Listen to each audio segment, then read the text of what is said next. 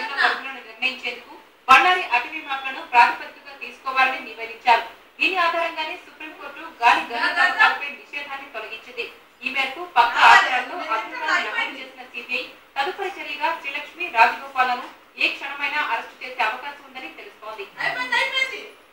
అన్నదాత అవసరాలని ఆసరాగా చేసుకున్న ఎరువుల వ్యాపారులు నిలువు దోపిడీ చేస్తున్నారు. వరంగల్ జిల్లా రేగుంటలో లింక్ ఎరువులు కొంటేనే యూరియా వెలికిపెట్టిన అక్కడి వ్యాపారులు ఎంఆర్పీ కంటే అధిక ధరలకు విక్రయిస్తుండటంతో రైతులు ఆందోళన. పోలీసులు జోక్యం చేసుకుని సర్ది చెప్పే ప్రయత్నం చేసినప్పటికీ ఫలితం లేకపోయింది. ఈ విషయంపై ఈటీవీ ప్రతినిధులు అధికారులను ప్రశ్నించగా వెంటనే స్పందించిన అధికారులు రైతుల్ని ఇబ్బందులు